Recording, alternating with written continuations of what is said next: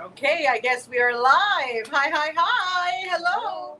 Hi, Mehnaz. How are you doing? Good, I'm doing great. Okay, for those who have just tuned in, you are actually on Facebook watching the BTE show. BTE. Mehnaz, go ahead. Tell our listeners what BTE is. Business, technology, and energy. Whoa, two like gorgeous girls talking about business, technology, and energy. It doesn't get hotter than that. I love it. I'm excited. There's some great news to share, and excited to be talking about something that we can relate to and also share with our users, so they can also relate to and get updated and stay. Yes, that's updated right. and- And it's going to be happening every Thursday, the BTE show, Business Technology and Energy show. We're going to have lots of updates in it. The first news, Menas, मैं शामिल करने जा रही हूँ, and this one here is the one and only Elon Musk. Is this the Elon Musk news? Okay, no, this is not the Elon Musk This news. is the Apple. Okay, this is the Apple news. Okay, I need to check you. Okay, hold on. Let me bring this for. Okay, here it is. Here is the Elon Musk news. I think I have a feeling that every show is going to start off with an Elon Musk news. What do you think about it? Yeah, possibly, because there's always news when it comes to Elon Musk. For sure. Do you like me have like a little kind of crush on him too? I follow him. I'm not gonna lie. I also, just because I feel like he's so he's so futuristic, right, and it inspires me. And then at the same time, he's so just the way his leadership style is as well, and just his strategic side. I just I do follow him to see what he's doing, what kind of decisions he's taking, how he's taking the company to the next level. Right. And then just he's been so diversified, which is also inspiring. The things that he gets into. Years later, we hear, oh wow, okay, this is now a norm. But he's a trendsetter in the industry. Absolutely, absolutely, he is. Last week, हम बात कर रहे थे that there is going to be. There is actually a battle going on between Jeff Bezos and Elon Musk, and who's going to be the first man on the moon now. Oh boy! And since nobody has been on the moon since 1978, isn't that really kind of weird? Yeah, well, kind of makes me believe those conspiracy theories. Well, I mean, he is also invested in a lot of like space, iSpace, or I believe like SpaceX. Yeah, SpaceX. There you go. And Starlink. Yeah. So a few different ventures that he's also got his hands in as well. Right. So he may be the first. he definitely. And what I really like, and I get inspired by when about Elon Musk is what I love about this guy is he loves to take risk. And that actually kind of like his energy of risk taking, of like going above and beyond and pushing the edges. He doesn't push the edge. He's like usne sari edges mita diye. Trendsetter. Yeah, he's definitely a visionary leader. Right. Down. Yeah, so that's what really inspires me. So today we're going to talk about that Elon Musk is saying that the Tesla bot will be ready in a year. And the famous billionaire says a domestic humanoid bot is coming soon. यानी कि अब आपके घर पे मासी के बजाय या फिर मेड के बजाय या फिर हेल्प के बजाय जो है you are going to have a Tesla bot. That sounds a humanoid kind of bot. All my problems would go away. सारे जो घर के काम, all of that, you just need to get yourself a bot. Yep, and he's saying that a humanoid bot will be ready to show off next year. Wow. But Elon Musk, obviously, he's always gone forward and made bigger promises, and many times shattered the windshield, screens of his own cars, saying that it's going to be, break-proof and stuff like that in making presentations. So people are, kind of skeptical. Okay, within 1 year, you're claiming that you are going to present this humanoid bot. It really may not be possible. But knowing Elon Musk, I think it may be possible. He may have something in the market. I mean, whenever there's new technology, even look at, from phones to any kind of technology, it's like the first in the market. Uske baad, there's so many different iterations of the same product that just shows further and further improvement. So I wouldn't doubt it. I wouldn't put it past him. And just recently at the auto company presentation, he gave a huge PowerPoint presentation where he was talking about that the prototype for the Tesla bot is going to be ready by next year. That means we're not only going to have Tesla cars, we're going to be also like having Tesla bots at home. And these bots are going to be doing 3 tasks, Mehnaz. The first one is they're saying that they want the bots to do the tasks that are boring. That means, safai vagara, cleaning, tidying up dishes. I need a bot that does dishes, please. I think we all need one. And then the bot will also help with things that are repetitive. That means the things, the repetitive tasks like laundry. And then finally, tasks that are dangerous to do, those bots will be doing as well. So the idea of the bot is revolving around doing these 3 different tasks. So that's all from this, my first news. Over to you, Mehnaz. What's happening? So yeah, I wanted to share some news in energy. So there's I'll mention Elon Musk once again, Okay. and Jeff Bezos. There's a company called Form Energy. It's a secretive or secret startup that not a lot of people know about. Okay. It's called Form Energy, and they're scaling to develop a battery that would have the life like electricity that can store electricity up to 100 hours. Oh wow! So that's very like industry breaking. But it hasn't publicly demonstrated that the technology is 100%. It works. Okay. They haven't, but they've started the funding for it. There's, I think, 360 million they've funded, and I think the first round they closed on Tuesday. I think one of the first seed rounds at 250 million. So, and Jeff Bezos and Elon Musk are both invested in this company. They're both as well. Invested. Okay. They're both invested. Are they public? I need to buy some stocks. Yeah, so there. they just started. So they did a seed funding. So they haven't done an IPO yet. So normally they'll do all the seed funding first, Okay. With a limited group, and then they'll expand it to an IPO. I'm sure in the future. So the way the battery works is it's like reversible rusting. It's known as, and it uses 3 very affordable and readily available materials. So like iron, it uses iron, Okay. air, and water. So that's Those have been around since the beginning of time. yeah. So really excited to see what that comes up with, and I think, like I mentioned, so in order for us to reach even, for us to even be able to Use it. for us to be carbon emissions neutral or hit like a net zero. Oh, okay. By mid-century, like we would literally have to everything that we use, all the gases we would be emitting, we would have to absorb greenhouse gases in return, and then solar and wind capacity will need to quadruple, Okay. and then investments in renewable energy would have to triple by 2030 to be able to get Wow. where we want to be. I like what the sentence that you just used over there, and for listeners as well. When Mehnaz says that to be able to reach like a zero point, it can happen by mid-century. That is 2050. 2030, yeah. So they're saying by 2030, Okay. if if we were to quadruple the current investments in renewable energy, Okay. we would, if we were to, our solar and wind capacity would need to quadruple, like the Okay. solar and wind capacity that we have today would have to go 4 times as much, and then we would have to absorb as much greenhouse gases that are being emitted, right? So, right. but there's right now, like with even like carbon, there's a lot of companies that do carbon offsets, even at Just Energy. Okay. We have a company, it's called TerraPass, and we do carbon offsets where consumers, corporations, individual contributors can reach out and they can buy and invest in carbon offsets. So a lot of people, which is really interesting, like I know a few, folks that have gotten married even. It's very trendy in the California region, Mhm. but they, instead of gifts, they will ask people to contribute to these carbon offsets for the couple. So cool. Yeah, super cool. And Yeah, so, I don't want a gift for myself.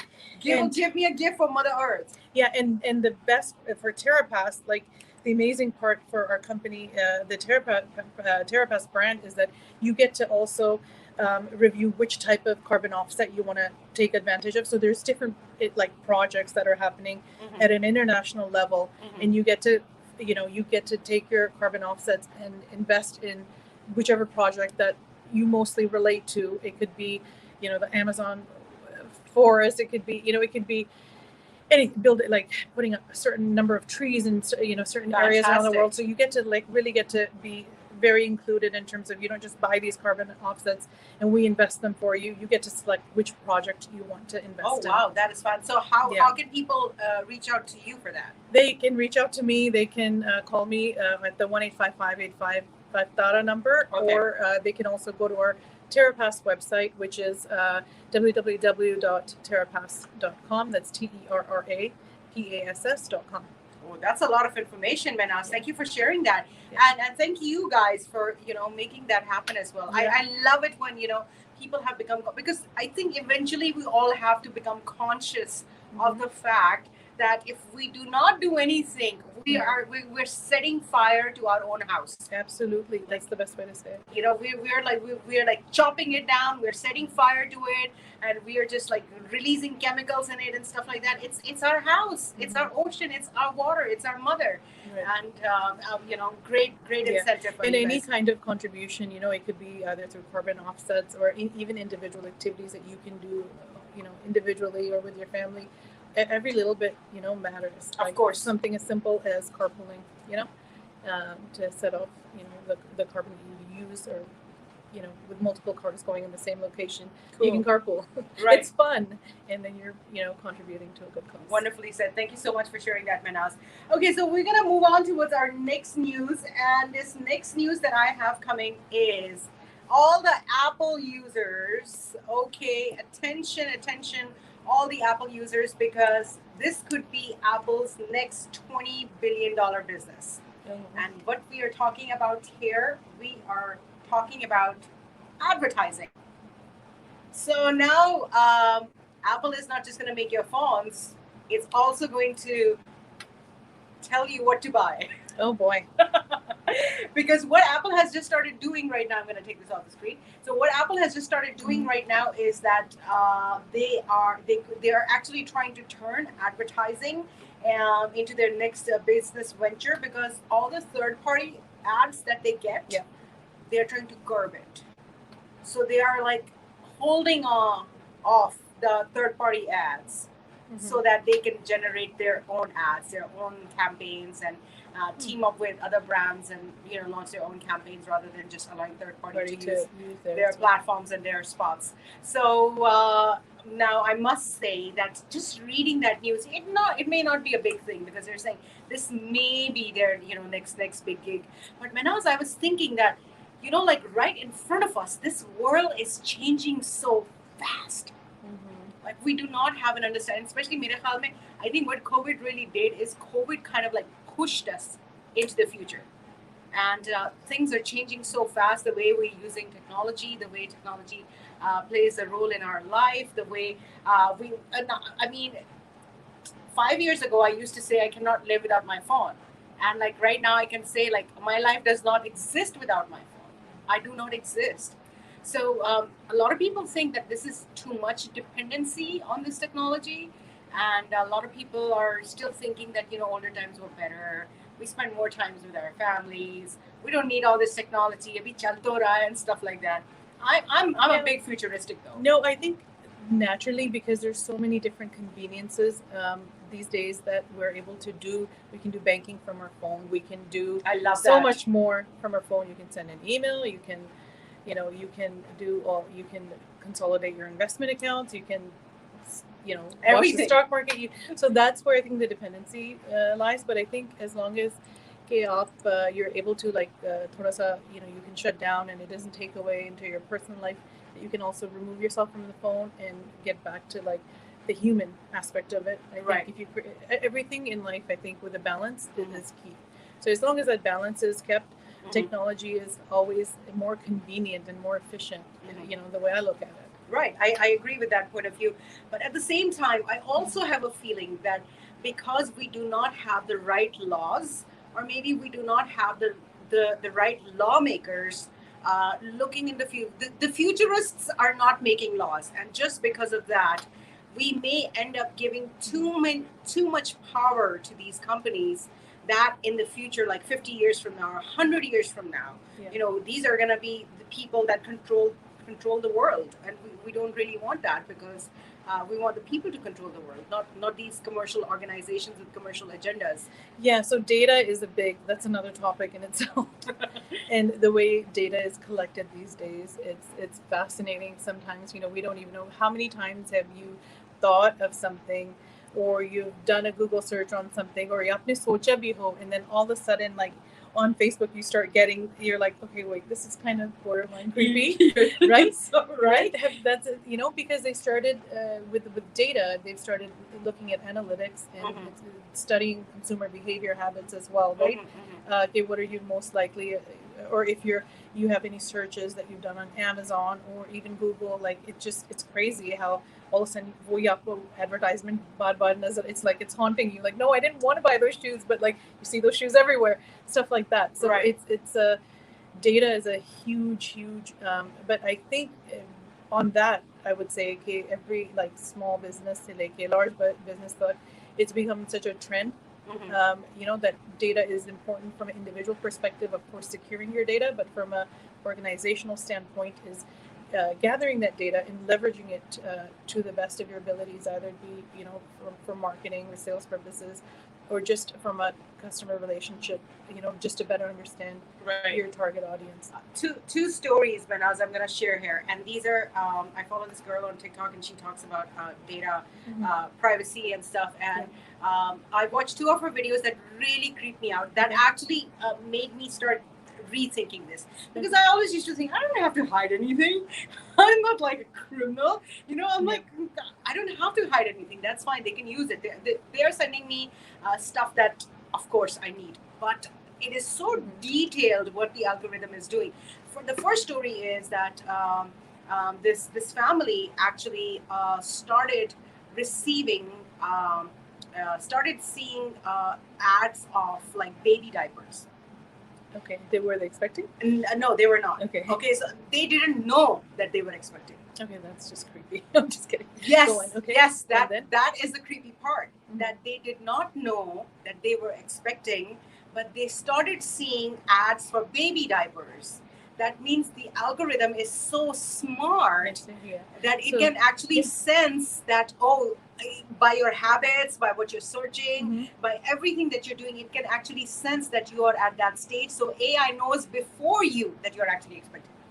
Yeah, that's definitely, it's not always going to be accurate, but it's crazy how in certain situations we do see so much accuracy. So they start studying like basically human behavior. If you're searching pregnancy tests, or you're searching different things related to conceiving, तो वो उसके हिसाब से they start to market you for those things. Mehnaz, they had no idea. Oh, they had no idea. They had no idea. Well, and they actually made a complaint because they had a teenage daughter, and they were afraid that maybe she's searching something like that.